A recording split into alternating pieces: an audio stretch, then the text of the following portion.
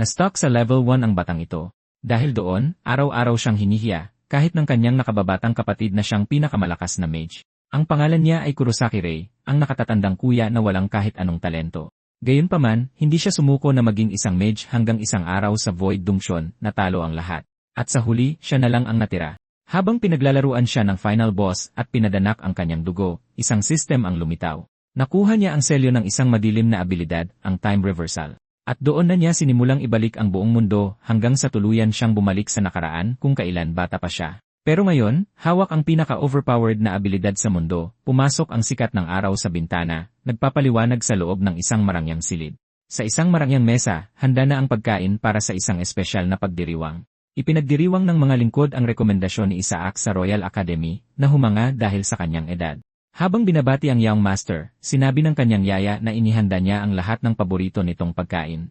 Habang nagpapasalamat sa yaya, umiti ng may kagalakan ang 1-0 taong gulang na si Isaac Fongoda. Pagkatapos ay nag-alok ng regalo ang isa pang lalaki, kahit sinabi na ni Isaac na huwag na silang mag-abala pa. Ipinaliwanag ng lalaki na gumaling ang kanyang anak dahil sa tulong ng batang si Isaac. Habang tinatanggap ang regalo, nagpasalamat si Isaac habang masayang tinatawag siya ng isang nakababatang bata. Hawak ang isang lute, inanunsyo ng bata na tutugtog siya ng kanta para magdiwang. Kinumento ng lalaki na napakahusay ni Jonas sa pagtugtog ng instrumento. Sa katuwaan, hiniling ni Isaac na tumugtog siya at masayang pumayag ang bata. Ipinikit ng batang musikero ang kanyang mga mata at sinimulang kalabitin ang mga kwerdas ng lute. Biglang dumilim ang eksena at tinampok ang instrumento habang may mga boses na tumatawag sa pangalan ni Jonas. Nagising ng pabigla, sumigaw si Isaac sa kanyang silid na mukhang takot na takot. Pagbangon niya sa kama, sinubukan niyang habulin ang kanyang hininga at napagtanto na panaginip lang iyon. Pagtingin sa gilid, nag-isip si Isaac at sinabing isang malaking kalokohan lang iyon. Habang iniisip ang nagyelong paligid, nalungkot siya dahil hindi na siya makakabalik sa mga nakaraang araw na iyon. Umingay ang mabibigat na yabag habang naglalakad siya pababa ng hagdan paalis. Paglapit niya, inabot niya ang isang kahoy na pinto para buksan ito. Pagpasok sa silid, inanunsyo ng isang lalaki na umaga na at binati siya ng magandang araw. Paglingon, mukhang gulat na gulat si Isaac at napaisip kung anong nangyayari. Nang makita ang namumutlang mukha ni Isaac, nagtanong si Lucas kung binangungot ba siya. Ipinaliwanag ni Isaac na napanaginipan niya ang nakaraan mula noong 20 taon na ang nakakalipas. Habang nag-aalok ng sariwang keso, pinayuhan siya ni Lucas na huwag nang isipin ang mga lumang alaala. Pagkatapos ay inanunsyo ni Lucas na gagawin nila ang fencing practice na hindi niya napuntahan kahapon. Sa kanyang pagtuon, inalala ni Isaac ang panahong iyon. 20 taon bago ang sandaling ito, noong 1-0 taong gulang siya at papasok na sana sa Royal Academy, dinapuan siya ng matinding trangkaso. Nagbago ang eksena papunta sa mansyon kung saan kinakausap ng kanyang ama ang isang scholar mula sa Magic Tower. Tulad ng alam ng lahat, bawat nilalang ay ipinanganak na may sariling mana vessel. Gayunpaman, abnormal na dumadaloy ang kanyang mana, ito ay nagmamadali at sobrang pabago-bago. Sa isang pagkakataon, tuluyang nabasag ang kanyang mana vessel, at ang matagal ng binaliwalang katotohanan ay naging totoo. Sumabog ang mana sa loob ng kanyang katawan na parang isang dam, at bumangga ito sa mana sa labas. Ang banggaang ito ay nagdulot ng malaking pagsabog ng mana, dahilan para mapaiyak siya sa matinding kawalan ng pag-asa. Pagkatapos ay kumalat ang enerhiya sa buong silid, winasak ang mga bagay at tinamaan ang mga tao. Marami ang nasugatan, at parang kumalma ang mana pero bigla itong sumabog ulit. Sa huli, sinira nito ang kanang kamay ng kanyang nakababatang kapatid, na nag-iwan sa kanya ng matinding paghihinagpis. Sa matinding takot, inasikaso siya ng kanyang ama habang nagmamakaawa siyang ikulong na lang siya. Gusto niya ng lugar na walang kahit na sinong makakabisita sa kanya, para wala na siyang masaktan pa na iba. Pagkatapos ay nakita niya ang sariling nag-iisa sa isang madilim na kwarto habang nakaupo sa isang mesa. Habang kumakain, nag-isip-isip siya kung siya ba ay 15 taong gulang na noong panahong iyon. Biglang inubo si Isaac at nakakuha ng atensyon sa kalagayan niya. Dahil sa pag-aalala, tinawag niya si Lucas na nakatalikod sa kanya. Nang tingnan niya ang kanyang kamay, nakita ni Lucas na dumudugo ito na dulot ng epekto ng mana. Ipinaliwanag ni Isaac na isa itong sintomas ng mana poisoning dahil malapit ito sa kanya. Binalaan niya si Lucas na nangyayari iyon dahil masyado itong malapit at kailangan niya ng isang buwang pahinga. Habang tumatawa, nagtanong si Lucas kung sino ang mag-aalaga sa kanya kapag wala siya sa tabi niya. Walang pakialam, nagtanong siya kung kilala ba ni Isaac kung sino siya. Ipinaalala ni Lucas na gumawa na siya ng 12-dosenang pagsabog at hindi man lang siya nalagasan ni isang hibla ng buhok. Ngunit sinabi ni Isaac na wala na siyang mahahanap na kasing husay ni Lucas. Sa pagpapaalis sa kanya, sinabi ni Isaac na magme-meditate siya at ayaw ng istorbo. Habang binabati siyang maging maayos, umiti at nagpaalam si Lucas, sabay dagdag na ikinagagalak niya itong pagsilbihan. Sumara ang pinto, nabalot ng dilim ang silid at tuluyang nag-isa si Isaac. Pagkatapos ay nakita niya ulit ang sarili na binabati sa isang bagay. Nagbago ang eksena at nasa silid si Isaac na nakaupo sa isang eleganteng upuan. Nahanap niya ang sarili sa isang nakakatakot na eksena na puno ng dugo at mga kakaibang figura sa paligid. Nagmamasid sa paligid, kinumento niya na sa wakas ay dumating na sila. Pagtingala, binati niya si Lucas na nagbalik na. Lumitaw si Lucas sa ibabaw ng mesa habang tinitignan lang siya ng nakaupong si Isaac. Puno ng dugo ang mukha, ngumiti si Lucas na nagsabing ang tagal na simula noong huli silang nagkita. Sa matinding takot, sumigaw si Isaac dahil hindi niya maintindihan ang nangyayari. Nalalaki ang mga mata na pagtanto niya na patay na si Lucas. Matapos siyang magsuka ng dugo, hindi na niya siya muling nakita at nalaman lang ang tungkol sa kamatayan nito mula sa kanyang ama. Nangyari ang isa pang pagsabog ng mana noong araw na iyon at tuluyan niyang ikinandado ang pinto. Ngayon, tinapay na lang ang kasama niya sa silid kung saan napakabagal na lumilipas ang mga araw. Nag-iisip siya at naghinagpis kung bakit hindi niya pinalayo ang lahat para iwasan ang kahit anong ugnayan. Habang nagninilay-nilay, naisip niyang dapat naging mas malamig ang pakikitungo niya sa lahat. Kung naging iba lang sana ang ginawa niya, baka nakakangiti pa rin sila at hindi nagdurusa. Lumipas ang ilang taon at mas dumami pa ang tinapay at tumatak sa isip niya ang mapag-isang mga panahon. Buhay pa rin, kumuha siya ng isang pirasong tinapay na alam niyang kailangan niya pang magpatuloy. Habang kinakain ang tinapay, napagdesisyonan niyang kailangan niyang harapin ang hinaharap at kalimutan na ang nakaraan. Kahit mabilis siyang tumatanda, minarkahan niya ang mga pader bilang patunay ng paglipas ng mga taon. Sa loob ng 30 taon, idinikta niya ang sarili sa mahika, natutunan ang lahat ng wala nang dapat pang pag-aralan. Ngayon, intuwisyon at inspirasyon na lang ang natitira para gabayan ang mas malalim niyang pag-aaral. Siya na nagsimula ng paglalakbay na ito ay handa nang harapin ang anumang paparating. Sa isang mapag-isang mundo ng mana, kailangan niyang gisingin ang kanyang tunay na potensyal. Lumipas ang ilang taon at nahanap na rin niya sa wakas ang isang clue upang malampasan ang kanyang kalagayan. Sa pag-iisip kung may mga problema ba ang pamilya niya, pumulot siya ng isang pirasong tinapay para kainin. Sa pagtanggap niya ng mga gamit sa pananaliksik, napansin niyang hindi ito tumitigil sa pagdating. Gamit ang asul na mga mata, nagnilay-nilay siya sa oras habang namumuo ang mga kulubot sa pagtanda niya. Pagkatapos ay naisip niya ang kanyang edad, at napagtanto na 71 anyos na siya nang makita ang mga marka sa pader. Umalinggaw ang mga yabag sa pinto, at narinig niya ang isang boses mula sa labas. Habang tinatawag siya, kinausap siya ng bisita bilang kuya. Si Jonas ito na nagtatanong kung tulog na ba siya, na nanggagaling ang boses sa labas ng pinto. Sa pagkagulat, nagtanong siya kung ano ang ginagawa ni Jonas doon. Anong nagdala sa kanya sa lugar na ito? Tinanong ni Jonas kung pwede ba siyang pumasok habang naghihintay ng sagot. Nakatikom ang kamao, sinabi ni Isaac na magsalita na lang siya kung nasaan man siya at huwag nang pumasok. Habang magkatalikuran na nakaupo, kinamusta ni Jonas ang kalagayan niya. Pagkatapos ay nagtanong si Jonas kung alam ba ni Isaac na anibersaryo ngayon ng pagkamatay ng kanilang ama. Sa pagkausyoso, tinanong ni Isaac kung paano namatay ang kanilang ama at gustong malaman ang mga detalye.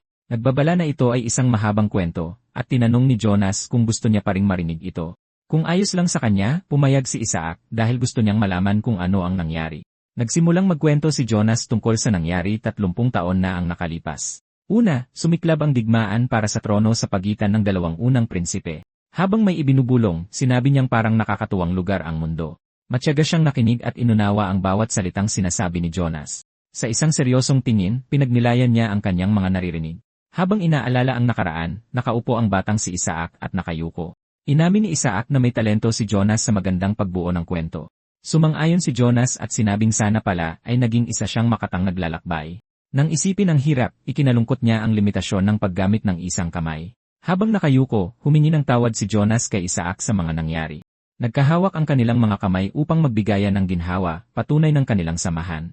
Sa paglalahad ng totoo, inamin ni Jonas na naghinanakit ang pamilya sa kanya pero labis din siyang nangulila. Kahit may sama ng loob, ayon kay Jonas ay napakalaki ng pagmamahal nila kay Isaac. Sa boses na garalgal dahil sa emosyon, iginiit ni Jonas na mahal nila siya. Sinisisi ni Jonas ang sarili na hindi man lang niya nakita si Isaac sa huling pagkakataon, at sinabing sobrang miss na siya nito. Sa pagtatanong tungkol sa huling pagkakataong iyon, narinig ni Isaac mula kay Jonas ang tungkol sa bumukas na pinto. Habang nagkangalit ang digmaan, may mga halimaw na sumulpot, nagdulot ng malalagim na karahasan. Sa pagmumuni-muni ni Isaac, inisip niya na kung mas maaga siyang dumating, sana ay naging iba ang sitwasyon. Paglakad papunta sa pinto, bumakas sa sahig ang mga bakas ng dugo habang siya ay nag-isip. Pagbukas ng pinto, nagulat siya nang makita ang sahig na puno ng dugo. Doon, nakita niya ang dugo ang ama na nakahandusay at may nakatarak na espada sa dibdib. Sinabi ni Jonas na himala pa ring nakapagsalita ng matagal ang ama kahit grabe na ang mga sugat nito. Binuhat ni Isaac ang kanyang ama at sinabing hindi sila pwedeng manatili roon habang buhay. Tiyak ang mga hakbang niyang iniwan ang madilim at puno ng sakit na silid na iyon. Habang karga sa likod ang kanyang ama, dahan-dahan siyang umakyat sa hagdan at nilisan ang lugar. Nang maramdaman kung gaano kagaan ang ama, tinanong ni Isaac kung bakit sobrang payat nito at kung ito ba ay nagutom ng labis. Pagbukas ng isang malaking pinto, tumama sa kanya ang sikat ng araw na nagbabadya ng bagong daan. Wala nang buhay ang tingin ng kanyang ama, maputla at pagod ang mukha sa huli nitong pamamaalam. Sa loob ng nawasak na bulwagan, nagkalat sa sahig ang mga katawan ng mga halimaw at gwardiya. Yumao na ang kanyang ama kaya tumayo siya sa labas ng mansyon habang umuulan ng nyebe. Inilahad niya ang kanyang kamay upang maramdaman ang nyebe at sinabi kay Jonas na umuulan ito. Dahil nagyelo ang lupa, nagpasya siyang maghintay ng tagsibol bago ilibing ang ama sa puntod ng pamilya. Pagkatapos ng lahat, makakapagpahinga na rin siya ng payapa. Umusbong ang tuyong mga sanga ng puno laban sa asul at maaliwalas na kalangitan. Sa isa sa mga sanga, sumibol ang isang maliit at luntiang dahon katabi ng isang puting paru-paro. Dumapo ang puting paru-paro sa ibabaw ng kahoy, kumikinang ito sa liwanag. Sa luntiang parang, nilapitan ang tumandang Isaac ang isang bagong hukay na libingan. Habang hawak ang isang asul na kristal sa kanyang kamay, pinagmasdan niya ang tanawin ng may seryosong ekspresyon. Binuksan niya ang kanyang palad at iniunat ang braso bilang isang pag-aalay. Kasunod nito, bumuo si Isaac ng bolang apoy sa kanyang kamay bilang patunay ng kanyang galing. Tumingin siya sa langit at sinabi kay Jonas na sa wakas ay nakamit na niya ang kanyang layunin. Hinawakan niya ng mahigpit ang asul na kristal sa kanyang kamay, natutuwang napagtagumpayan ang kanyang kakaibang kondisyon. Sa wakas, natumba sa lupa ang matandang Isaac, walang malay o marahil ay patay na. Habang nakahandusay sa lupa, tinanong niya kung mapapatawad pa ba siya sa kanyang mga ginawa. Ang portal ng mga guho na may nakatarak na espada ay nagpapahiwatig ng mapanglaw at malungkot na lugar. Isang gumuhong lungsod, ang tanawing lubos na nawasak, nagsisisigaw ng nakaraan. Habang nakahiga sa luntiang damo, payapang nagpapahinga si Isaac at nakatingin sa langit. Isang ginintuang liwanag ang pumalibot sa kanya na nagpapahiwatig ng pagtatapos ng kanyang mahabang paglalakbay. Umalinggaw ang boses na nagtanong sa batang master kung nanaginip ba siya ng masama. Pagkatapos ay inisip ni Isaac kung si Hans ba ito, pero naalala agad na matagal na itong patay. Nang magising mula sa bangungot, iminulat ni Isaac ang kanyang mga mata habang nasisilaw sa sikat ng araw. Pagbangon niya, nakita niya ang araw, pawisan at namumutla siya dahil natakot sa panaginip. Isang lalaki sa tabi niya ang nagtanong kung hindi ba siya nakatulog ng maayos matapos mapansin ang lagay niya. Tinanong ni Isaac kung panaginip lang ba yon o dumaraan ba ang buhay niya sa kanyang mga mata. Nagmamadaling lumapit ang lalaki, tinatawag ang batang master. Sa may bintana, sinabihan ni Isaac si Jonas na bumaba sa puno at binalaan ito tungkol sa panganib. Gulat na pinagalitan siya ng batang master at sinabing maayos lang siya. Nakangiti si Jonas habang may hawak na bote ng alak sa kanyang kamay. Sumigaw at tinawag ni Jonas si Isaac habang kumakaway mula sa taas ng puno. Nanlaki ang mga mata ni Isaac habang binabanggit ang pangalan ni Jonas mula sa bintana. Masayang nagbuni si Jonas mula sa tuktok ng puno habang pinapanood siyang aburido ni Isaac. Tapos ay dumungaw siya sa bintana, inaakalang hindi ito isang panaginip. Napagtanto ni Isaac na bumalik siya sa nakaraan at handa para sa isang bagong paglalakbay. Sa isang malungkot na mundo kung saan mana at siya lang ang umiiral, dapat niyang pukawin ang kanyang tunay na diwa. Binitawan niya ang mga nakaraang isip at pananaw at pinutol ang kanyang mga kadena. Sa wakas, naging tunay na diwa siya at natagpuan ang kanyang layunin.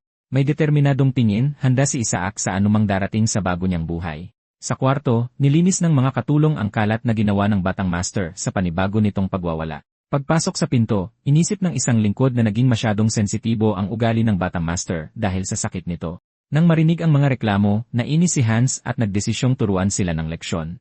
Nang pigilan si Hans, isang kamay ang humawak sa braso niya na nagbabawal dahil sapat na ang ginawa nito. Humarap ang batang master kay Hans at sinabing tama naman ang sinasabi ng mga tao. Pinaatras ng batang master si Hans at binalaang nasaktan na naman ito sa paglapit sa kanya. Sa seryosong tingin, dinamdam ni Hans ang mga sinabi ng batang master at inisip ang sitwasyon. Lumuhod si Hans, hinarap ang binata at iginiit na nagkakamali ang kanyang amo. Sa pagpapahiwatig ng kanyang suporta, sinabi ni Hans sa batang master na kakampi niya ito at dumadaan lang siya sa matinding pagsubok. Tiniyak ni Hans sa binata na kapag natapos na ang lahat, makakalimutan na ang masamang yugtong ito. Nakangiti si Hans habang nag-uusap tungkol sa buhay, walang kaalam-alam sa kanyang kalunos-lunos na katapusan sa isang pagsabog. Sa kastilyo, may nakahandusay na katawan sa sahig, nagpapakita ng kinahinatnan para sa mga nagmalasakit. Nang isipin niya ang pangungulila, napagtanto niya na siya ang dahilan ng lahat ng pagkamatay na iyon. Sa isang flashback, isang masayang bata ang nakitang naglalaro, taliwas sa kasalukuyang katotohanan. Tiningnan ng batang master ang tanawin kaya napagdesisyonan kung anong dapat gawin at tiningnan si Hans. Bilang pagsang-ayon, umiti si Hans sa batang master bilang tanda ng pagtugon. Tumalikod si Hans at sumunod na lumayo palayo sa kanyang amo. Galit na sinigawan ng batang master si Hans at pinaalis sa kanyang paningin. Napagtanto ng batang master na ang ibigay ang utos na iyon ay ang tamang desisyon. Kinomang ang kamao at inisip na ang malapit sa kanya ay naglalagay sa iba sa panganib. Sa paglakad palayo, hudyat ang mga hakbang ni Hans na siya ay aalis na sa kwarto. Sa ibang araw, nakiusat si Hans sa batang master na huwag pasanin mag-isa ang lahat. Para ipakita ang tiwala, sinabi ni Hans na minsan mabuti ring maniwala sa mga tao. Habang nagtatanong sa sarili, hindi niya maalala ang mga salita na parang isang panaginip lang ang lahat. Nang hawakan ang mukha, nakaramdam siya ng kirot nang maalala ang nangyari. Habang nararamdaman ang sakit, inisip niya kung totoo nga ba ang lahat. Alalahanin ang pagkamatay, napaluhod siya sa kabubatan, inaalala ang nakaraan. Sa pag-isip ng nakaraan, naisip niya na hindi na gaanong mahalaga ang realidad ngayon. Desidido ang batang master na hindi na pwedeng maulit ang mga pagsabog ng mana. Matagal na panahon na ang nakalilipas nang may isang katulad niya na naghirap. Isang lalaking nagngangalang Zeke von Goethe, isang salamangkero na umabot sa 10th class, ang kanyang lolo sa tuhod. Nang mamuhay siya ng walang-wala, natagpuan niya ang mga tala ng nakaraan na iniwan ng kanyang ama. Matapos niyang masuring mabuti ang lahat, nakahanap siya ng paraan para mapaglabanan ang kondisyong ito.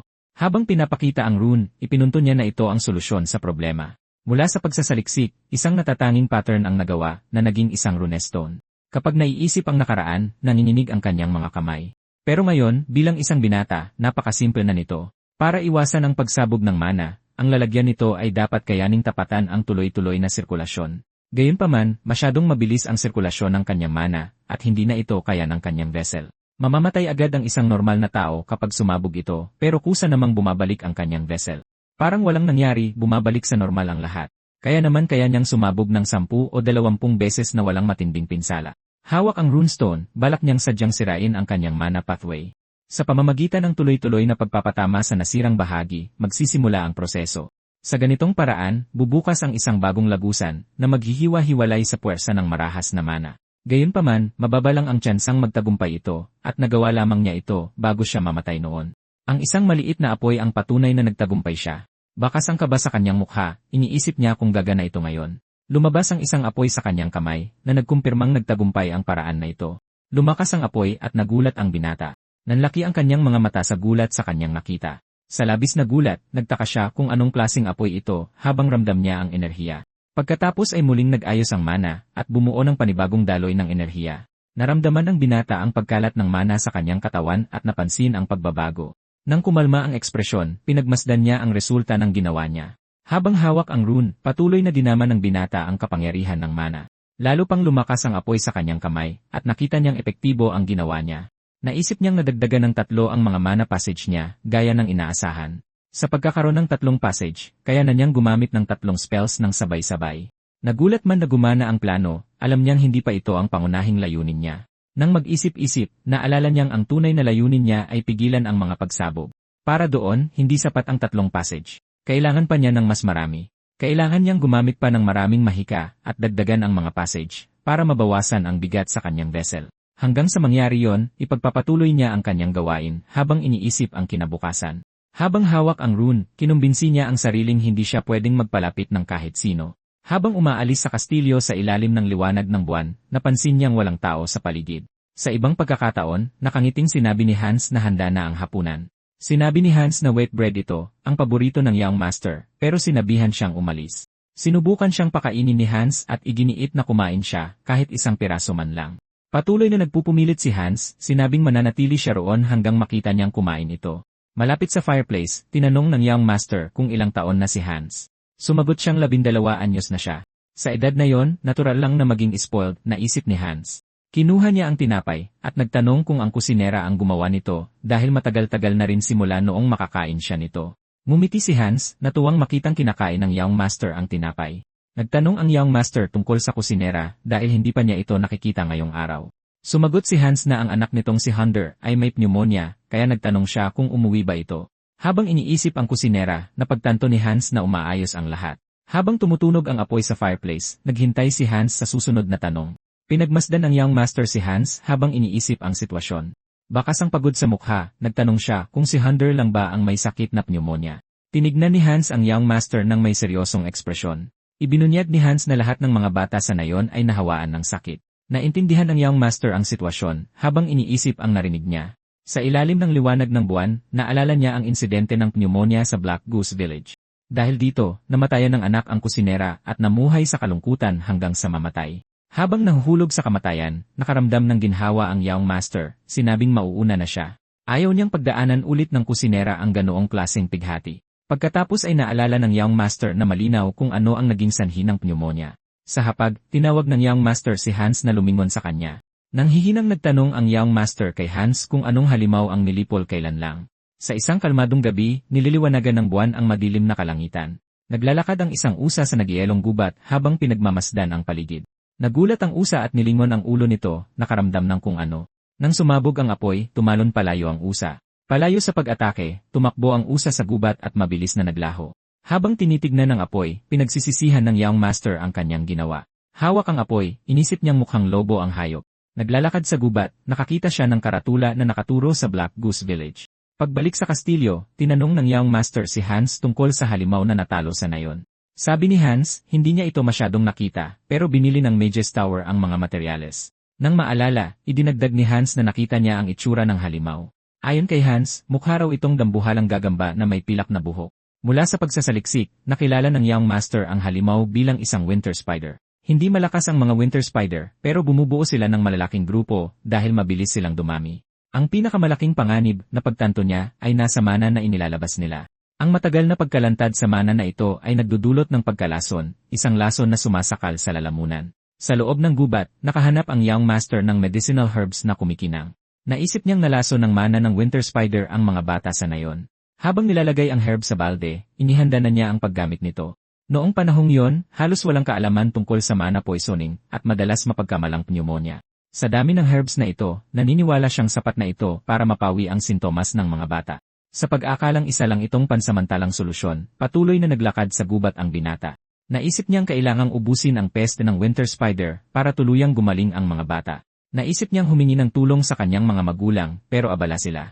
Nasa border fortress ang tatay niya, at nasa paglalakbay ang nanay niya para maghanap ng lunas para sa kanya. Kung hihintayin niya sila, malalagay sa panganib ang buhay ni Hunter. Lumipat ang eksena sa nayon, tahimik sa ilalim ng liwanag ng buwan. Sa isang simpleng bahay, nakaupo ang kusinera sa gilid ng kama. Bumabagabag ang mga isipin sa kanyang isip habang balisang naghihintay. Pagkatapos ay may kumatok sa pinto. Lumingon siya para buksan ito, nagtatanong kung sino ang kumatok. Nang humarap siya, nagulat ang kusinera na makita ang Young Master. Sinabi ng Young Master na mukhang pagod siya, at lalong nagulat ang kusinera. Tinanong niya kung anong ginagawa nito doon at kung may nangyari ba sa mansyon. Napansin rin ng kusinera na puno ito ng dumi. Tumingin sa kanya ang Young Master na tahimik lang ng ilang saglit. Ipinaliwanag niya na ilang araw na itong hindi pumapasok, kaya pumunta siya para tignan ang kanyang kalagayan. Sinabi ng kusinera na huwag na siyang pumasok, sinabing may pneumonia si Hunter at baka mahawa pa siya. Ipinakita niya ang isang supot ng halamang gamot at binigyan siya nito ng nagtatakang tingin. Sinabi niyang sapat na ito. Kinuha ng gulat na kusinera ang supot. Tinanong niya kung ano ang nasa bag at sumagot ang Young Master na mga halamang gamot ito. Ipinaliwanag niya na kailangan itong dikdikin, gawing paste, at pakuluan para inumin ni Hunter. Sa loob ng kwarto, pinagmasdan niya si Hunter na nakahigang may sakit. Napansin niya ang ilang asul na batik, isang senyales ng mana poisoning. Tinawag niya si Hunter, tinatanong kung naririnig siya ng bata. Napakurap ang batang si Hunter, isang senyales na naririnig niya ito. Sa takot, nagmakaawa si Hunter kay Isaac na huwag paalisin ang kanyang ina. Nakadama ng labis na konsensya ang kusinera dahil alam niyang lumiban siya sa trabaho dahil sa sakit ng anak. Sinabi ng Young Master na hindi niya paalisin ang kusinera. Hinawakan niya sa ulo si Hunter at sinabing ang nanay nito ang tanging nagbibigay sa kanya ng tinapay. Pinalubag ng Young Master ang loob ni Hunter at sinabing mag-focus na lang siya sa paggaling. Paglipat sa gubat, lumapit ang Young Master at isa pang lalaki sa kuweba, ang lugar na hinahanap niya. Kinumpirma ng lalaki na isa itong limestone cave at madilim sa loob. Nagpasalamat ang Young Master, kinuha ang lampara, at sinabing siya na ang bahala mula rito. Binalaan siya ng lalaki na mag-ingat dahil may mga taong nawawala rito. Nagpasalamat ang Young Master sa babala. Naisip ng Young Master na gusto ng mga winter spider ang mga limestone cave. Naisip niya na ito lang ang kaisa-isang limestone cave sa paligid, kaya paniguradong dito sila nakatira. Bago pumasok, nagpasya siyang maghanda muna. Sa paggawa ng bagong mana circulatory system, nakakapag-cast siya ng 3 spell ng sabay-sabay. Kasabay nito, kaya niyang gumawa ng puwersang katulad ng Class 2 spell, pero naisip niyang may limitasyon ito. Kapag nasobrahan niya ang paggamit, baka mabasag ang vessel niya. Dahil hindi niya alam kung ilan ang Winter Spider sa loob, hindi siya pwedeng gumamit ng magic nang walang ingat. Kaya naisip niyang kailangan niya ang halamang iyon. Nahanap niya ang Frosty Belladonna, isang halaman na may mga blueberry. Kadalasan, ginagamit itong pampamanhid o anesthesia kapag tinunaw ang mga bunga nito. Pero para sa mga gagamba, isa itong nakakamatay na lason. Naisip niyang nakakatawa na kung saan sila nakatira ay nandoon din ang lasong papatay sa kanila habang nangunguha ng mga bunga. Sa sikat ng araw, patuloy siyang nangolekta ng mga bunga sa gubat. Napabuntong hininga siya at naisip na sana ay nagdala siya ng guwantes dahil masyadong matapang ang halaman. Naniwala siyang sapat na ang kanyang paghahanda at nagawa na niya ang mga rune noong nasa kastilyo pa. Tayo na ba? Tanong niya sa sarili habang naghahanda para sa kuweba. Papasok sa kuweba, maingat siyang naglakad habang hawak ang lampara. Umaalinggaw ang kanyang mga hakbang habang lumalalim siya sa dilim. Tumingin siya sa kalaliman at naisip na kung mamatay man siya rito, isa itong walang kwentang kamatayan. Nang makitang pababa ang daan, naisip niyang kailangan niya ng paraan para makababa. Nakita niya ang isang luma at simpleng hagdan na gawa sa kahoy at lubid. May determinasyon sa mukha, naghanda siyang bumaba. Hinawakan niya ang hagdan at nagsimulang bumaba sa madilim na kuweba. Pagsapit sa ibaba, napabuntong hininga siya, gumaan ang loob na nakababa na. Sa kanyang seryosong tingin, na-realize niyang nahanap niya ang tamang lugar. Sa pinakailalim ng kuweba, may nagkalat na mga natuyong bangkay sa sahig. Naisip niyang parang nasipsip na ang lahat ng likido sa mga katawan nito. Nang makita ang buto ng tao, inisip niya kung isa ito sa mga nawawalang tao. Biglang may gumapang sa itaas niya na nagpagulat sa kanya. Sa pagkislap ng liwanag sa kanyang kamay, yumuko siya at naghanda sa laban. Nakatitig sa liwanag, nag-ipon siya ng mana para umatake, at nagpakawala ng dalawang pagsabog ng apoy. Nagliwanag ang kuweba at lumantad ang mga nilalang. Umatras ang mga gagamba palayo sa apoy, at naisip niyang sapat na yon para pigilan sila pansamantala. Nagdesisyon siyang maghanda muna bago siya sugurin ng mga ito ng sabay-sabay. Pagkatapos ay inayos niya ang maskara, handa na sa paparating na laban. Inilagay niya ang Frosty Belladonna sa kaldero at inihanda ang lason. Habang nakayuko, inihanda ng Young Master ang mga halamang gamot at ang lason. Sa kanyang pokus na tingin, itinuro niya ang kalderong may mga halamang gamot. Gamit ang apoy, sinindihan niya ang mga halamang gamot para simulan ang proseso. Kumalat ang berdeng usok sa loob ng kuweba at naabot ang mga gagamba. Naramdaman ng mga gagamba ang epekto ng lason at dahan-dahang napaatras.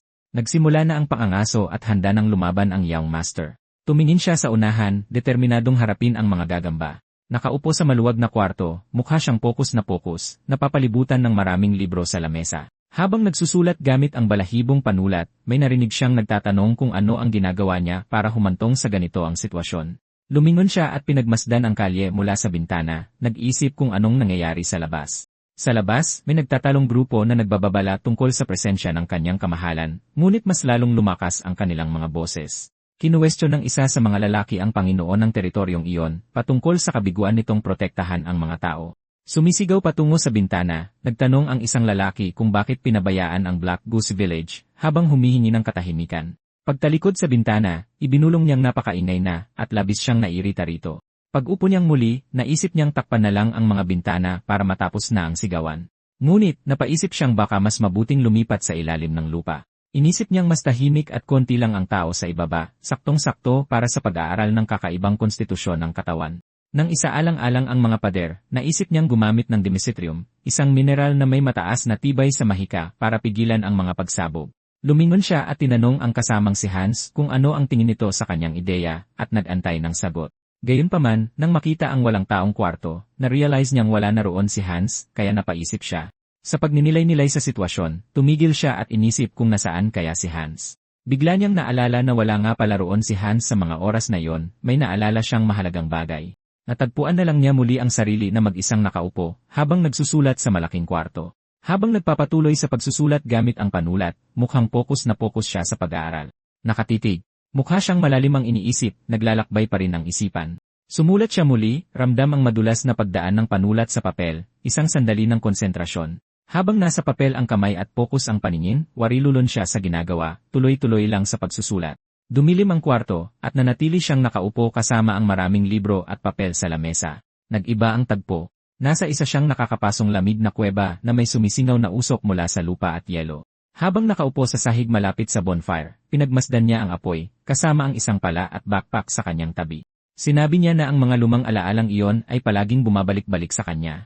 Naalala niyang ang mga winter spider ang target niya, at nakitang naging epektibo ang frozen belladonna. Sa pagkomento tungkol sa lason, ipinaliwanag niya na hindi niya pwedeng idirekta ito sa mga gagamba, kundi kailangang sunugin para umusok. Inilagay niya ang basang tela sa kanyang mukha para harangan ang hangin, dahil hindi siya immune sa lason at kailangan niyang protektahan ang sarili. Gamit ang kanyang mana, nilinis niya ang mga lason sa kanyang katawan, isang mabilis at epektibong proseso. Gumawa siya ng bolang apoy, pinaliit ito at pinakawalan sa gagamba na tumama mismo sa target. Nang ihanda ang paligid, lumikha pa siya ng fire magic at hinugis ang mga apoy para sa kanyang plano. Sabay-sabay siyang nagcast ng 3 spell gamit ang 3 mana circuit, isang pamamaraan na tinawag niyang multicasting. Itinuro niya ang kanyang daliri, nagpaalam sa mga gagamba habang gumagana ang kanyang plano na tumapos sa laban.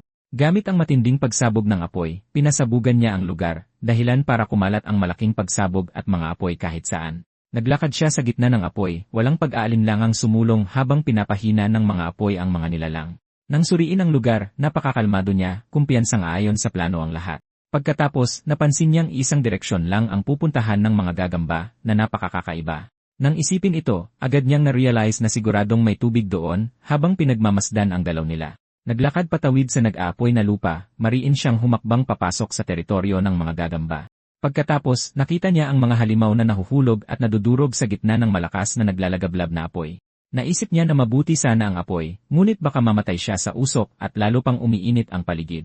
Kailangan niyang tapusin ito ng mabilis, nagmamadali bago pa siya mapahamak ng usok. Lumipat ang eksena sa isang madilim at nagyelong lugar kung saan nakabitin ang matutulis at may itim na stalactite mula sa itaas. Naglalakad sa loob ng kuweba, bitbit ang kanyang ilaw sa unahan, sinundan niya ang isang nagyelong ilog. Sa loob ng nagyelong kuweba, napansin niyang nakakagulat ang lamig, at naisip na sana ay hindi niya itinapon ang kanyang coat. Tumapak siya sa nagyelong tubig, inisip na bumagsak na ang temperatura ng sapat para tumigas ang mga lawalawaan. Napakalamig talaga. Biglang huminto, lumingalinga siya sa paligid. May napakakaiba talaga sa kuwebang ito. Pagtingala niya, napaisip siya kung mga itlog ba ang lahat ng iyon dahil sa sobrang rami nito. Malapit sa mga itlog, nagtaka siya kung siya ba ang nangitlog ng ganoon karami. Isang nakakakabang isipan. Umalingaw ang isang malakas na tunog na gumulat sa kanya, at mabilis siyang lumingon, nagtataka kung ano yon. Naglalakad ng maingat, nakarinig siya ng mga kakaibang ingay, ramdam ang presensya ng isang bagay. Paglingon, sumilip siya sa madilim na kuweba. May paparating, lumilikha ng isang kakaibang tunog. Bitbit ang lampara, inilawan niya ang daan, at ang alingawngaw ng mga yabag ay nagpahiwatig na may bagay roon, habang bumubuo siya ng bola ng apoy sa kanyang kamay. Naghanda siya sa anumang paparating, handang umatake. Ibinato niya ang bola ng apoy ng malakas sa unahan, nililiwanagan ang madilim na kuweba gamit ang mingas nito. Tumama ang bola ng apoy sa isang bagay sa dingding at kumalat ang apoy, na nagpakita sa isang halimaw. Nakatayo sa yelo, tumingin siya sa gilid habang pinagmamasdan ang isang bagay na unti-unting lumalapit. Panganib. Nabigla, nakita niya ang isang malaking halimaw na nagpakita ng sarili habang papalapit sa kanya. Nakatayo pa rin sa kinatatayuan, pinanood niyang lumapit ang halimaw, ang asul niyang mga mata ay bakas ang matinding takot.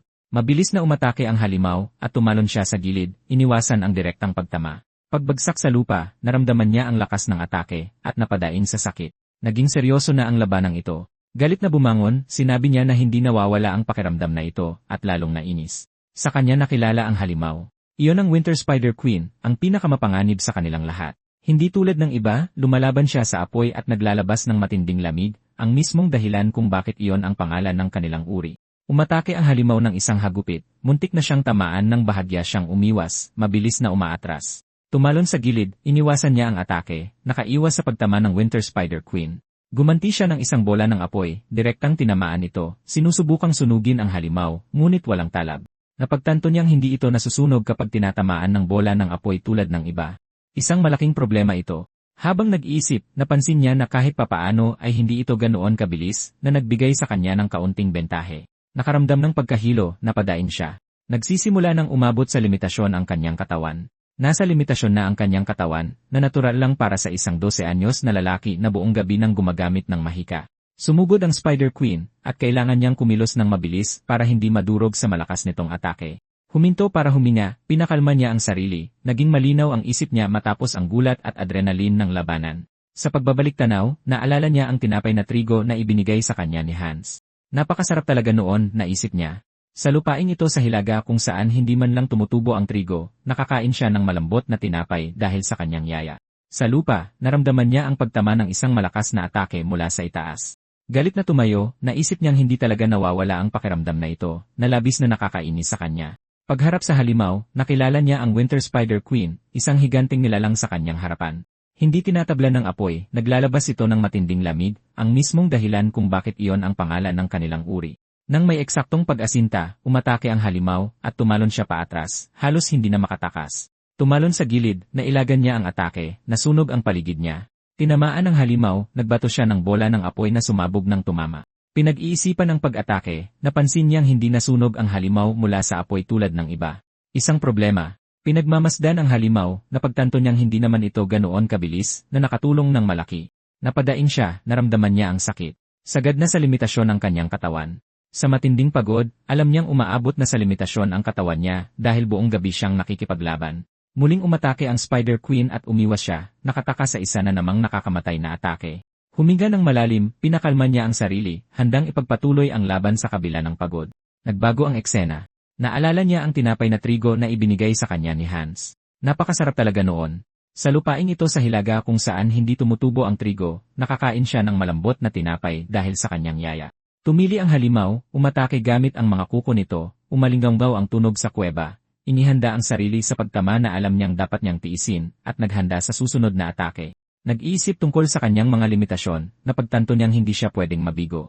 Wala na siyang sapat na mana para sa isa pang bola ng apoy, lalo na iyong makakapinsala. Kaya nagpasya siyang iwanan ang mga atake mula sa malayo, maghanda ng kakaiba, isang bagong plano. Lumikha ng isang bagong bola ng apoy, sinabi niya na naiba ito sa iba, mas makapangyarihan. Tinutok niya ang kanyang enerhiya, pinagsiksik ang kapangyarihan ng mahika, inihahanda ang isang mas malakas pang atake. Habang hawak ang mahika, mas pinagsiksik pa niya ito. Ramdam ang kapangyarihan sa kanyang mga kamay, halos handa na ito. Sumisigaw na mamatay na sana ang halimaw, pinakawalan niya ang mahika ng buong lakas, inaasintang tumama. Sa pool, nagwala ang Spider Queen, nangingisay ang katawan nito sa sakit. Napakalakas ng ataking iyon. Pinanood niya ang halimaw, nakikita ang epekto ng kanyang atake, at lalong nagningning ang kanyang mga mata. Tumili ang halimaw sa sakit habang pinapanood niya, at kumalat ang asul na mahika sa buong katawan nito. Nagpakita ang malademonyong halimaw, naglalabas ng matindi at malakas na asul na enerhiya. Sa mabibilis na atake, sumugod ito, ipinapakita ang buong lakas nito sa laban. Nakaramdam ng pagkaipit, sinubukan niyang hilahin ang kanyang braso palayo, ngunit hindi siya makagalaw dahil sa kapangyarihan nito. Binalot ng asul na enerhiya ang kanyang kamay, kaya hindi na siya makagalaw. Dahil nawalan ng lakas, hinimatay siya, at tuluyang nawalan ng kontrol sa kanyang katawan. Habang nahuhulog mula sa itaas, nakita niyang dominado pa rin ng halimaw ang nakakatakot na lugar. Sa lupa, nakabulagta siya habang walang tigil na ipinapakita ng halimaw ang lakas nito. Malapit sa kanya, isang kristal ang kumikinang ng maliwanag, na nagpakita na ito ang pinagmumulan ng enerhiya. Malayang lumilipad, nagpakita ng matinding lakas ang kristal habang kumakalat ang asul na enerhiya sa paligid.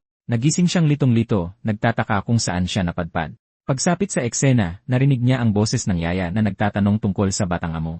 Pagkatapos ay tinanong ni Hans kung talagang hindi ba niya alam dahil pumunta ang amo sa abandonadong minahan. Sinabi ng yaya na hindi niya alam dahil iginya siya ng mga ngaso ng nayon para manghuli. Sa pag-alala, naisip niya nang talunin niya ang Spider Queen at nahimatay matapos tumama ang ulo niya. Pagbalik sa nayon, nakita niya si Hans na naiinip na naghihintay sa pasukan. Inalalayan siya ni Hans at sinabing nakatulog siya roon mismo dahil sa pagod. Sa kama, magaling na siya dahil ginawa nila kung ano mismo ang iniutos niya. Nang makita ang batang amo, naisip ni Hans ang mabuting pusong ipinapakita nito. Nakahiga roon, narinig niya ang lahat na medyo nahiya sa sitwasyon. Tinawag niya si Hans, nagulat ito, at tinanong kung gising na ba siya. Tungkol sa kung gaano siya katagal nakatulog, sumagot si Hans na inabot siya ng kalahating araw. Galit na tinanong ng yaya kung ano ang ibig niyang sabihin sa pag-aasikaso sa sarili niya. Sa pagpapaliwanag niya, sinabi niyang naghahanap siya ng mga halamang gamot at nahulog. Dahil magaling na si Hunter, nagsinungaling siya tungkol sa pagkahulog para hindi na sila mag-alala. Sa sobrang ginhawa, nagpasya siyang ilihim ang tungkol sa mana poisoning. Paglipat ng eksena, nakita ng dalawang lalaki sa minahan ang mga patay na gagamba sa lapag. Na-curious ang yaya kaya tinanong siya kung paano niya nalaman ang tungkol sa mga halamang gamot at sinabi niyang nabasa niya ito.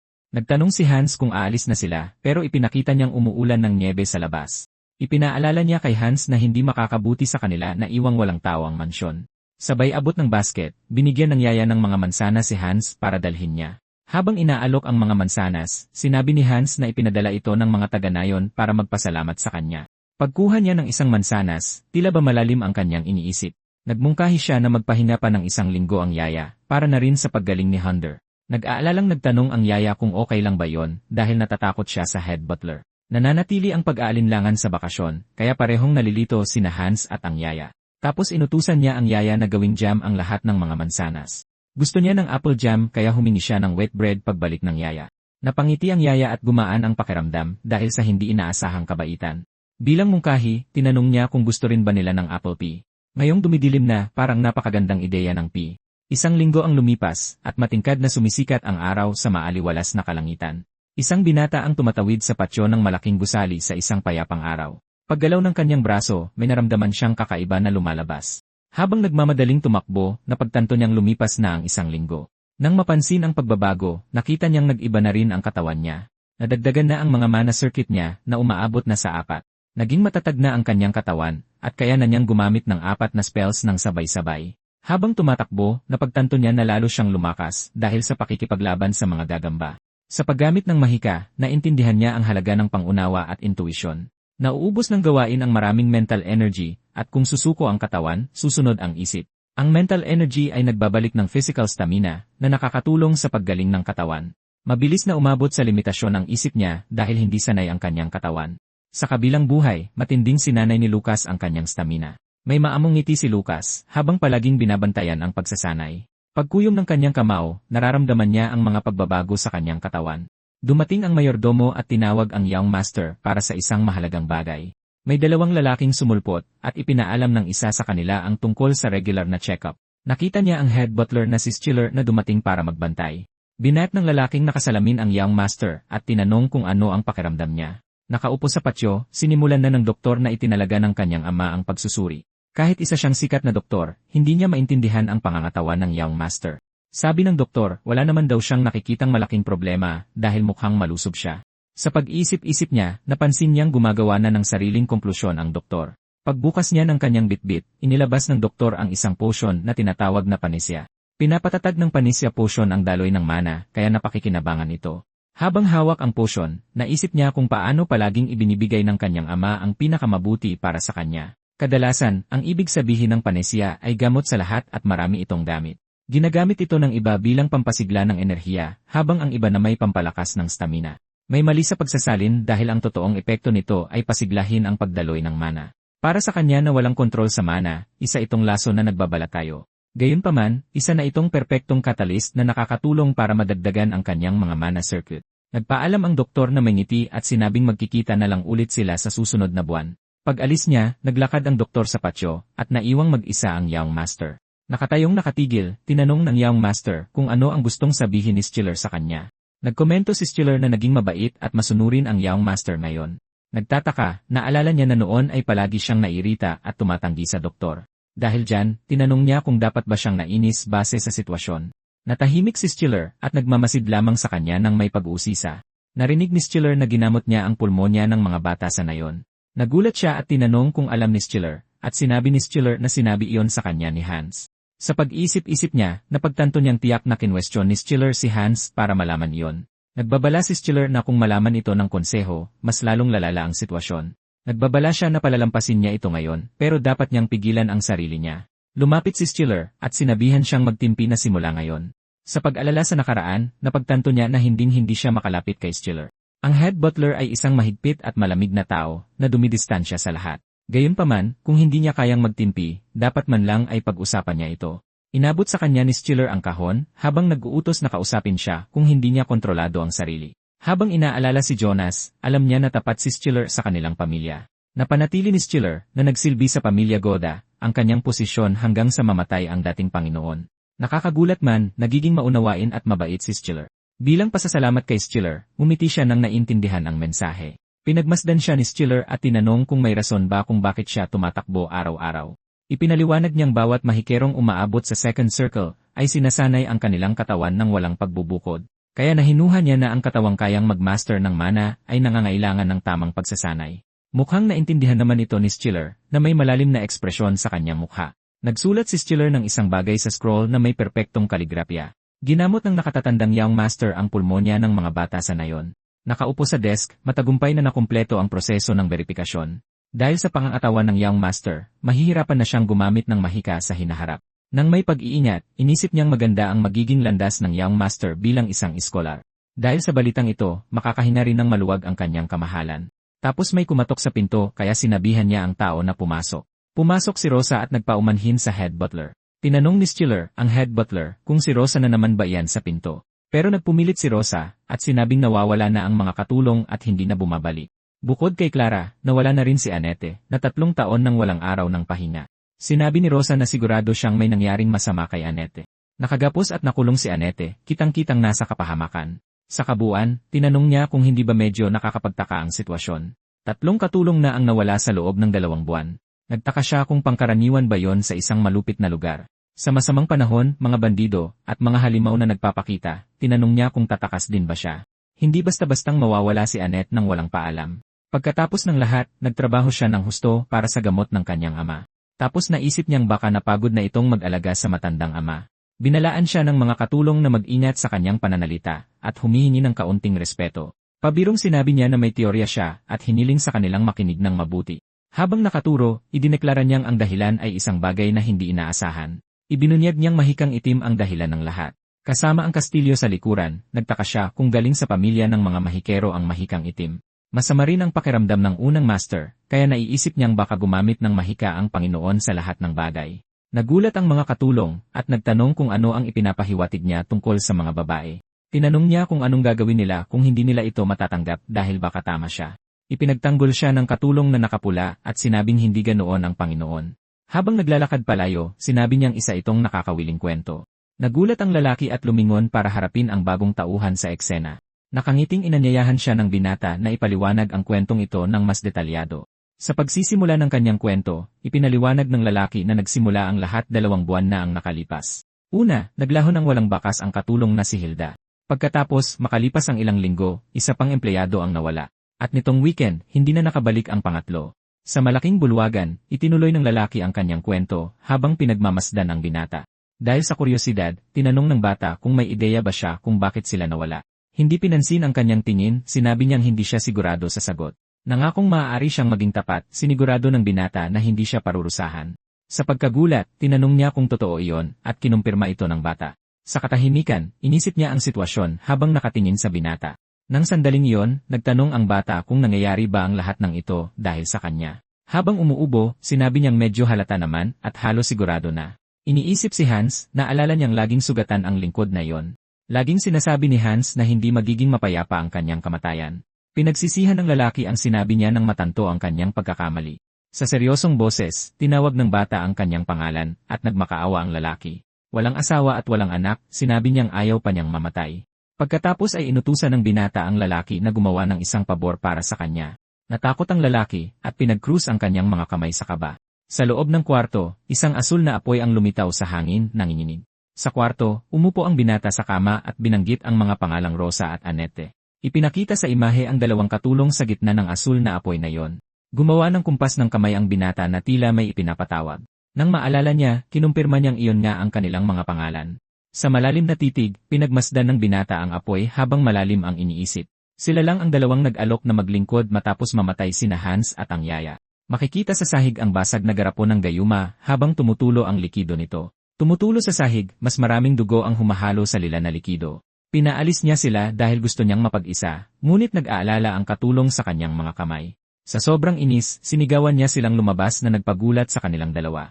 Sa huli, binalaan niya silang huwag nang dalhin pa ang walang kwentang gayuma na yon. Pinalakas ng katulong ang loob niya at sinabing huwag mawala ng pag-asa. Dahil dito, nagtanong ang binata kung ano ba ang tinatawag nilang pag-asa. Kinu-question kung ano ang alam niya, tinanong niya kung naintindihan ba nito ang nararamdaman niya.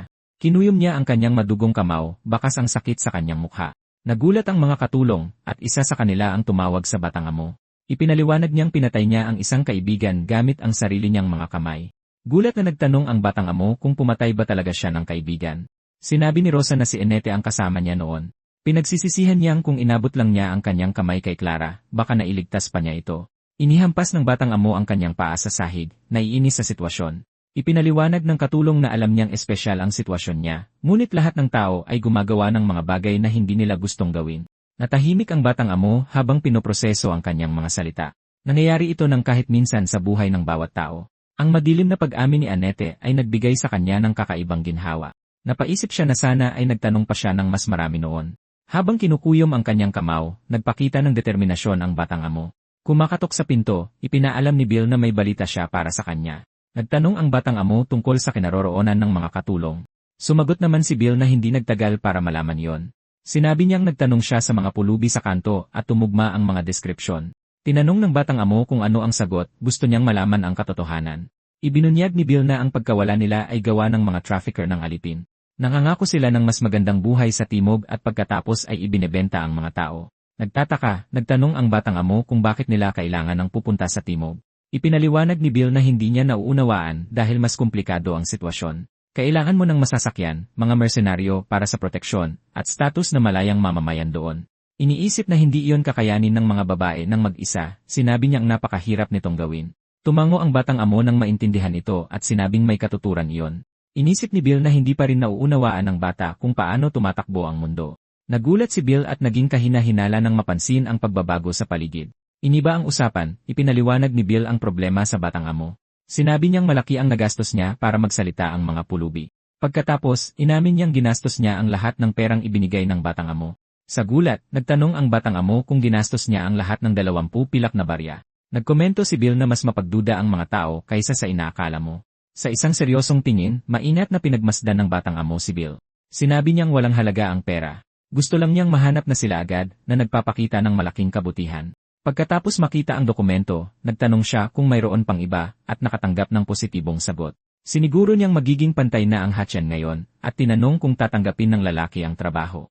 Sa sobrang tuwa, kinumpirma niyang tatanggapin niya ang trabaho at buong pusong pumayag sa alok. Iniisip niyang kailangan lang niya ng magaling na pananalita para kumita ng malaki pero mapanganib ang sitwasyon.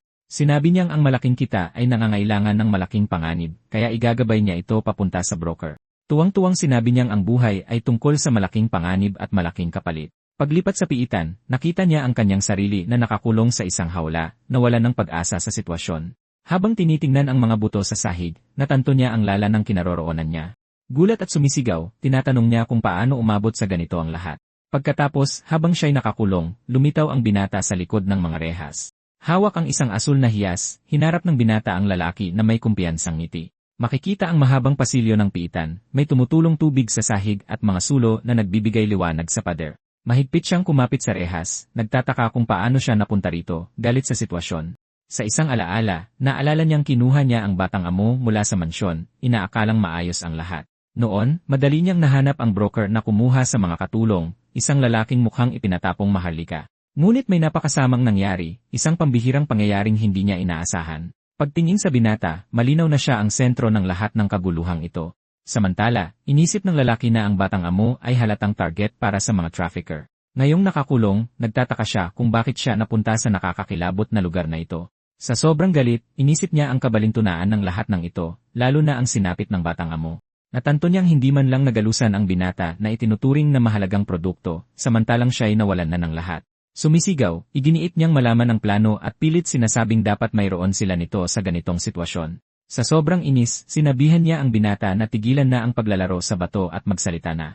Nang magtanong ang binata tungkol sa mga formalidad, sinalubong siya ng galit ng lalaki na natatakot para sa kanyang buhay. Nang magbabala siyang hahabulin niya si Annette at ang mga katulong, nakatanggap siya ng sarkastikong sagot mula sa binata. Nakatitig sa kanya, tinanong ng binata kung may paraan ba siyang makatakas mula sa mga naglalakihang rehas na bakal na yon. Nakaturo sa unahan, seryosong nakatingin ang binata, kaya napaisip ang isa. Nagulat ang lalaking nasa selda at nagpakita ng reaksyon sa sitwasyon na bigla sa kanyang nakita. Pagtingin sa kanilang dalawa, makikita ang binata na nakatayo sa tabi ng lalaking nakasalawal na lamang. Pagkatapos ay lalo siyang natakot, mababakas ang matinding kilabot sa kanyang mukha. Nauutal siyang tumawag sa batang amo, nalilito sa nangyayari. May pilit ng ngiti, nagtanong siya kung maiiwan ba siya at kung kilala ba siya ng binata. Nang makarinig ng hindi, sinubukan niyang baligtarin ang sitwasyon, nagmakaawa sa binata na huwag itong gawin. Nagbago ang eksena. Dalawang lalaki ang nag-uusap, sinasabing ang lugar ay isang labirintong puno ng mga bandido. Pagbalik sa selda, tinanong niya kung inaakala ng binata na hindi niya ito kakayanin, nagmamakaawang huwag siyang iwanan. Naguguluhan, binaliwala siya ng binata, ngunit napahinto nang marinig ang desperadong pagtawag ng isa. Nakasubsob sa sahig, nagmakaawa siya ng tulong at sinabing gagawin niya ang lahat. Naghihintay ng tugon, nanatiling tahimik ang binata habang nakatingin sa lalaki. Nakatitig sa lalaki, nagtanong ang binata kung alam ba niya, Bill, kung anong nangyayari. May matalim na titig, isiniwalat niya na nakita na niyang kumilos ng ganito si Bill noon. Nagmamakaawa para sa kanyang buhay, hiniling ng lalaking iyon sa kanyang amo na palagpasin siya sa gitna ng nyebe. Puno ng pagsisisi, sinabi niyang nawala siya sa sarili, pinagdurusahan ang pagtataksil sa kanyang amo. Sa pagbabalik tanaw sa nakaraan, naalala ng amo na isa talagang bandido si Bill sa simula pa lang. Ngunit dumating ang pagtataksil, anya, at sa pagkakataong ito, pinagtaksilan ni Bill ang pamilya Gerda. Habang umaagos ang luha sa mukha, narinig ni Bill na hindi na sila maaaring magtiwala sa kanya. Humihingal ng malakas, nagmakaawa si Bill ng isa pang pagkakataon, ngunit inutusan siya ng isa sa mga lalaki na tumigil. Tinanong niya kung naisip ba nitong magaan na parusa lang ang kapalit sa pagbebenta ng mga lihim na libro ng pamilya. Matapos ang lahat, nakatayo lang ang lalaking nakakapa habang pinapanood ang mga ngalakal sa sahig. Tapos ay nagkomento ang binatang may puting buhok na magiging kapaki-pakinabang sana siya kung hindi lang siya masyadong sakim. Nang mapag-isipan ito, naalala niyang dating bandido si Bill at pamilyar ito sa kalakaran ng underground na ekonomiya.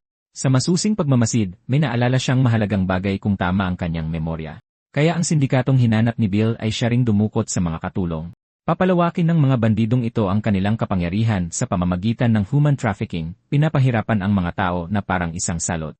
Napagtanto niyang anumang banta sa kanyang pamilya ay dapat napuksain ng maaga. Habang hawak ang isang balumbon, nagtanong siya kung hindi ba nangako ang lalaki na gagawin nito ang lahat. Nagbabala siya na may kailangan munang gawin si Bill nang ang ambang nakatingin sa tao. Makikita ang kisam ng lugar na may nakasabit na lampara sa mga tanikala, nagbibigay ng kaunting liwanag. Isang grupo ng mga lalaki ang makikita sa unahan, tahimik na pinapanood ang eksena. Nang marinig ang tanong kung bakit hindi kumakain ang ama, isang lalaki ang kumain sa hapag. Nakakabahala para sa iba ang paraan niya ng pagkain habang pinipilit nila siyang kumain.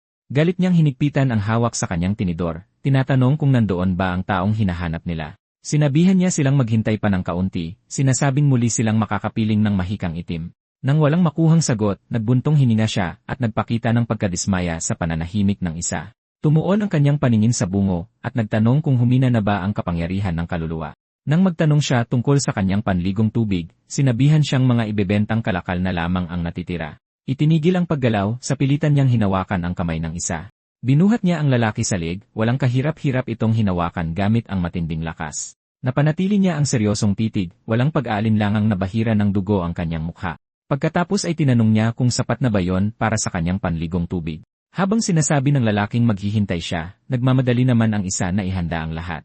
Naglakad siya sa pasilyo, umaalingaw-ngaw ang kanyang mga yapak sa katahimikan ng lugar. Pagdating sa basement, nakita niya ang isang nakabulagtang katawan sa sahig sa gitna ng mga bariles. Bumulong ang lalaki tungkol sa isinumpang mahikang itim, tila pagod na sa sitwasyon. Nagtataka siya kung ilang beses na itong nangyari, nagmumungkahing ialay na lang nila ang mga kalakal sa susunod.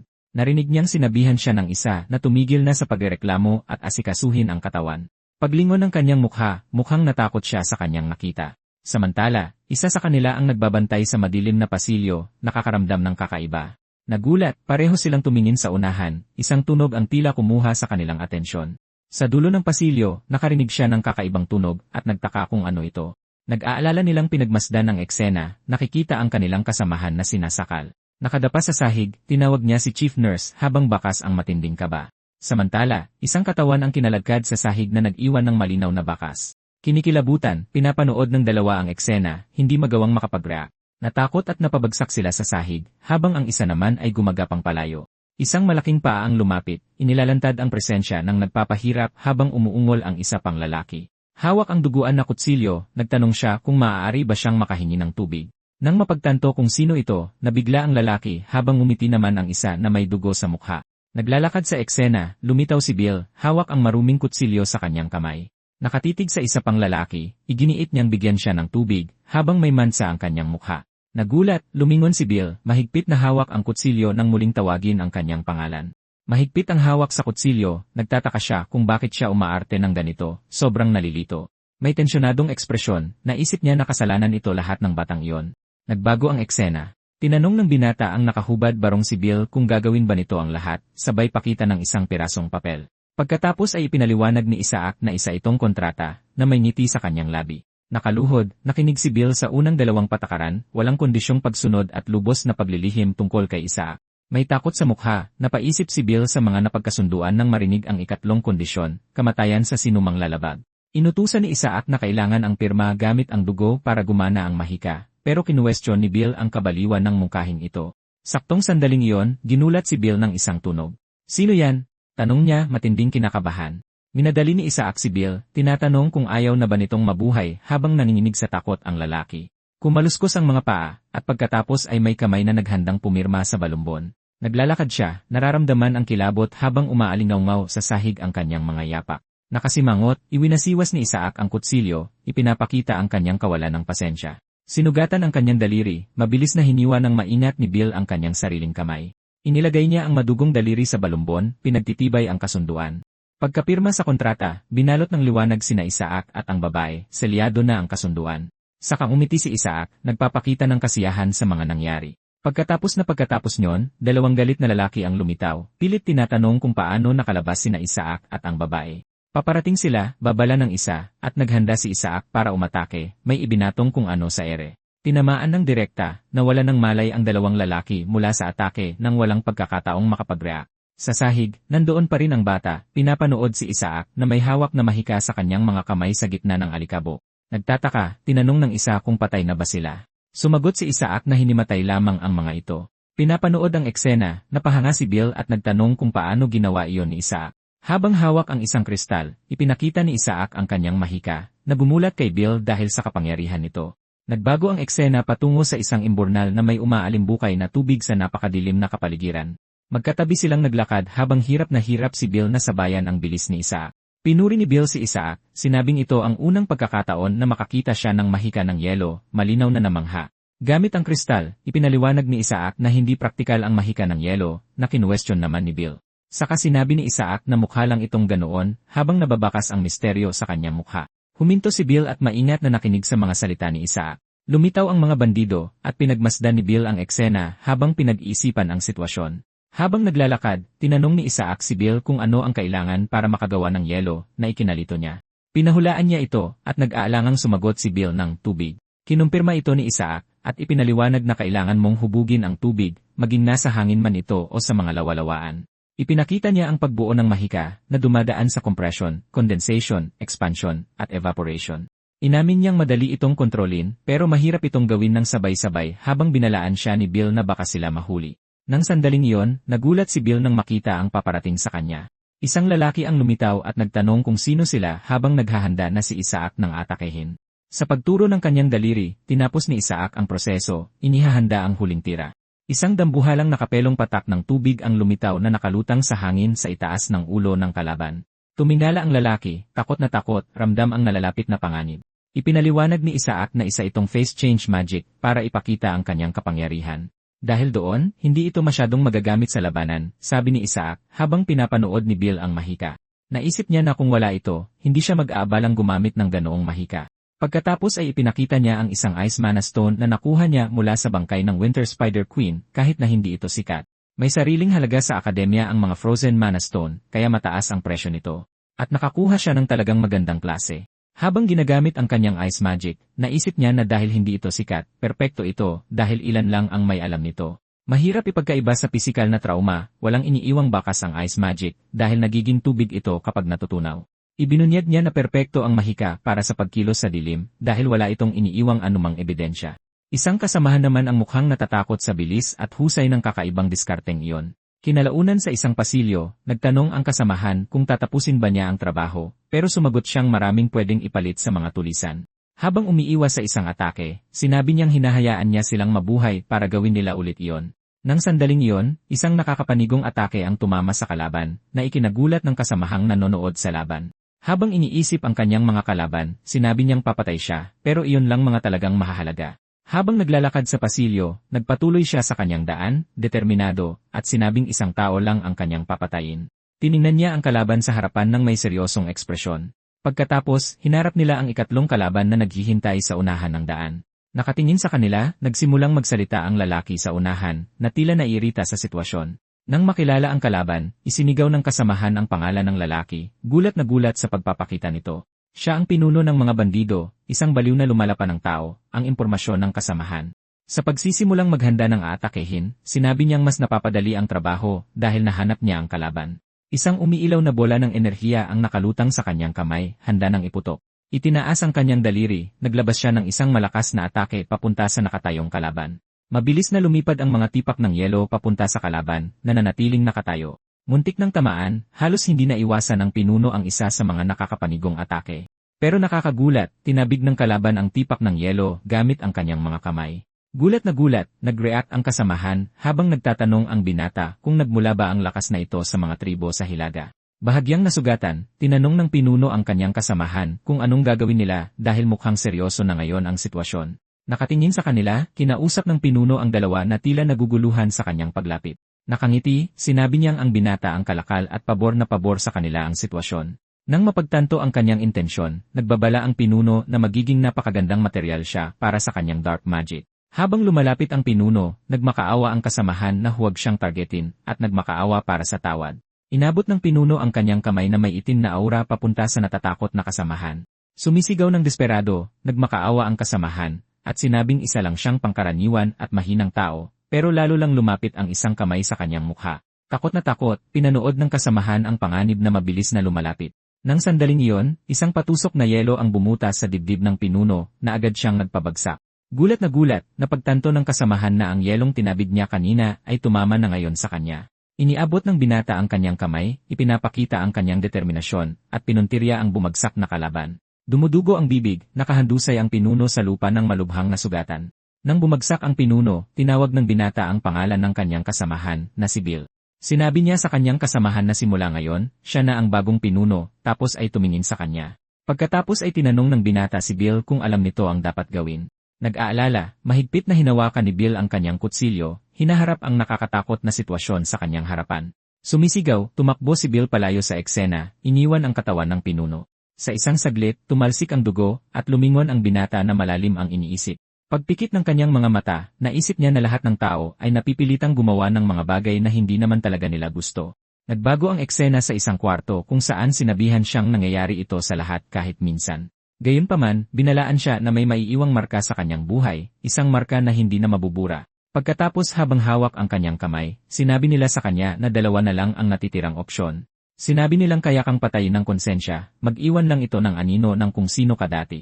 Sa sandaling iyon, hinawakan ng maid ang kamay ng tao, at narinig na kailangan din niyang lumaban para mabuhay para sa kanila. Kinalaunan, nagpakita siya, malalim ang iniisip habang malayo ang tingin ng kanyang mga mata. Sa sandaling iyon, naalala niyang nakaluhod si Annette, at napagtantong ibinigay na niya sa kanya ang payong ito noon. Sa ibang lugar, may tumatakbo sa isang madilim na pasilyo, isinisigaw ang pangalan ni Bill at pilit na kinukuha pabalik ang kanilang anak. Samantala, umaabante ang isang karwahe, at nakikita natin ang ibang mga dalagang nakaupo sa sahig. Pagkatapos ay luminaw ang isang gintong mata, na nagpapakitang lumipas na ang oras sa ilalim ng buwan. Habang naglalakad palayo sa karwahe, ipinahayag niya na hindi na mawawala kay Annette ang kaibigan nito sa buhay na ito. Nang may ngiti, nagtanong ang maid kung narinig ba nila na naghahanap ang mga dugong bughaw ng mga babae mula sa labas ng rehiyon. Nakaupo sa mesa, tinanong nila kung bakit, lalo't sinasabing medyo pangit daw ang mga babae sa timog. Nasasabik, inisip din ng isa sa kanila na pumunta sa timog, at sinabing marami na siyang nasaliksik tungkol dito. Nang may makahulugang tingin, sinabi niyang may kilala siya na pwedeng magdala sa kanila roon kapalit ng maliit na halaga. Pagkatapos ay inanyayahan niya sina Annette at Hilda, tinatanong kung gusto ba nilang sumama sa kanila. Tinanggihan ni Annette ang imbitasyon, at sinabing kailangan niyang manatili at alagaan ang kanyang ama. Ibinunyag niya sa kanya na iyon ang huling beses niyang nakita sina Clara at Hilda, at wala na siyang narinig na balita tungkol sa kanila mula noon. Nang maunawaan ang sitwasyon, nagtanong ang lalaki kung nakidnap ba siya habang hinahanap sila. Sa katahimikan, napatitig ang maid habang pinag-iisipan ang kanyang tanong. Kinalaunan, sinabi niyang nakita niya ulit sina Hilda at Clara sa imbornal, pero nawala na sila sa katinuan. Naiintindihan niya kung bakit. Tutal, inamin niyang mababaliw rin sana siya pagkalipas pa ng ilang araw. At kaya sinabi niyang napakalagim na lugar ng imbornal kung saan ibinebenta o kinakain ang mga tao. Nang magsabi ng totoo, ibinunyag niya na kaya niya sanang tumakas doon kahit anong oras. Gayunpaman, ipinaliwanag niyang sira ang rehas na bakal na kumukulong sa kanya. Mula sa likod ng mga rehas, tumitig siya ng diretsyo. Blanko ang kanyang mga mata. Humahagulgol, halos hindi niya mapigilan ang kanyang sarili. Puno ng sakit ang kanyang tingin. Sa harap ng mga rehas, nakita niya ang kanyang kaibigan na mukhang nakakulong at malungkot. Naghihinagpis, sinabi niyang baka kung nanatili pa siya ng ilang araw. Inaabot ang kanyang kamay sa mga rehas, naalala niyang iniwan niya si Clara.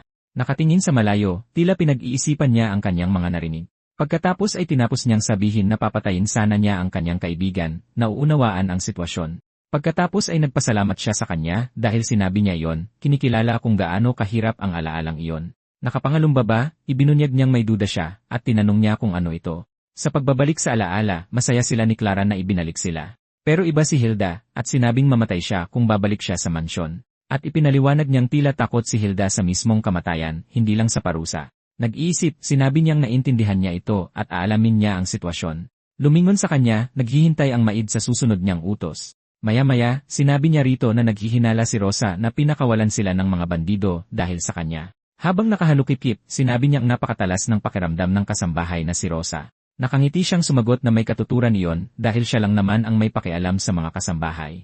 Tahimik niya itong pinagmasdan, seryoso at nakatutok ang kanyang tingin. Habang nakatingin pa rin sa kanya, napagtanto niya kung gaano talaga kaseryoso ang hitsura nito. Pagkatapos ay tinawag niya ito sa pangalan nito, Annette, na may matatag na tono sa kanyang boses. Nagpasalamat siya rito, ipinapakita ang kanyang pasasalamat sa tulong nito. Ngunit nagbago ang isip niya, sinabing pag-uusapan na lang nila yon mamaya. Sumang-ayon siya, nagpaalam na para umalis. Sa pasilyo, umalingaw ang tunog ng lumalagitgit na pinto ng may dumaan. Ngayon sa kanyang opisina, humawak siya ng espada, ipinapakita ang liksi sa kanyang mga galaw. Bahagya siyang umiti, naglalabas ng kumpiyansa at misteryo. Kaya naisip niyang nakahanap siya ng hindi inaasahang talento, at pinag-iisipang turuan ito ng mahika. Kinalaunan sa kastilyo, sumapit ang umaga, inilalantad ang isang bagong tagpo. Habang naglalakad sa daan, nagtanong ang isang kasambahay kung nabalitaan ba nila ang tungkol sa mga nakabalik. Ipinaliwanag niyang papalayasin na sana ang mga ito, pero malugod silang tinanggap pabalik ni Isaac. Nagtataka kung bakit siya magpapakahirap ng ganoon para sa kanila, naghinala siyang baka may gusto ito sa kanila. Binuksan ng isang lalaki ang pinto at mabilis na pumasok. Nang maibaba ang isang bagay, maingat na gumalaw ang kamay ng lalaki sa ibabaw nito. Habang dahan-dahang naglalakad, binuhat niya ang mabibigat na kahon sa isang madilim at lumang pasilyo. Pagdating sa lokasyon, nagtanong ang isang lalaki kung kasama ba nito ang boss. Nang iunat ang kanyang mga kamay, tila may pinalalapit siya gamit ang isang simpleng kumpas. Dito, nagbabala siyang hindi niya gustong tawaging boss, nilinaw niya ito ng maayos. Habang pinag-uusapan ang lugar, sinabi ng isang lalaki na palaging may sumusulpot na mga grupong kriminal doon. Kaya nagmungkahi siyang kontrolin ang mga grupong ito, pamamahalaan ang kanilang mga aktibidad para mapanatili ang kaayusan ng lahat. Dahil nag-aalala sa gulo, nagtanong ang lalaki kung siya ba ang unang mapapasabak sa gulo roon. Nang matuklasan ang sitwasyon, nabanggit nilang inutusan sila ng dating boss na bantayan ang mansyon. Nakangisi, inisip ng bagong boss na hindi lang pala isang basta-bastang hangal si nurse noon.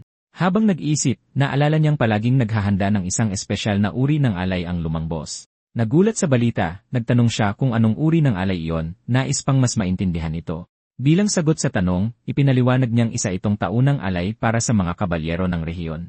Ibinunyag niyang nagbigay ng suporta ang mga kabalyero na nagpapaliwanag kung bakit sila nasa lokasyong iyon. Pagkaraan ng ilang araw, naglakad ang lalaki sa isang malaking bulwagan habang pinag-isipan ang kanyang mga susunod na hakbang. Habang may hawak na apoy, naghanda siyang kumilos. Tumalo ng mataas, nagpakawala siya ng isang malakas na atake ng apoy. Ibinunyag niya pagkatapos na isang patibong lang ang apoy. Samantala, lumitaw ang isang kristal ng yelo pagkatapos ng atake. Dumiretso ang atake ng apoy at yelo sa salamin. Nakakuyom ang kamao, pinagmasdan niya ang mga ataking lumipad sa tamang direksyon. Tumama sa target, nabasag ang salamin sa isang iglap ng asul na liwanag. Pagkatapos ay napagtanto niyang dumami at naging 5 na ang kanyang mana circuits. Kailangan niya na ngayong magsanay dahil sinuwerte lang siya sa laban niya kay nurse. Pagbalik tanaw, naalala niyang madaling nagpabaya si nurse. Buong tatag niyang sinabi na siya ang kumuha sa buhay ng kaaway. Habang nakahiga, naalala niyang kinukwentuhan siya ni Jonas tungkol sa mga kaaway ng angkan ng Gerda. Sa pagmamasid, inisip niyang malalakas laban sa mga salamangkero ang mga kaaway, kaya alam niyang hindi na siya suswertuhin muli. Sa huli, kailangan niyang maging mas malakas para protektahan ang Goethe anuman ang kapalit. Nagulat, narinig niya ang isang boses na tinatawag siyang Young Master. Nagtatanong kung anong problema, nakita niya ang mga taong pumasok sa kanyang silid. Kinuha ang mga damit, sinunod ni Hans ang utos ng nakatatandang babae. Napaupo, nagtanong ang binata kung ano ang dahilan ng lahat ng kaguluhang ito. Bilang tugon, nakangiting ibinalita ng babae na nakabalik na ang master. May tela sa mukha, nakinig siya sa balita. Bakas ang gulat. Malapit sa kanyang leg, mahinang kuminang ang medalyon na suot niya. Nakasakay sa kabayo, nagbalik ang isang lalaki sa kastilyo pagkalipas ng mahabang panahon. Nag-iisip, nagtatanong ang binata sa sarili kung naroon na nga ba talaga ang kanyang ama.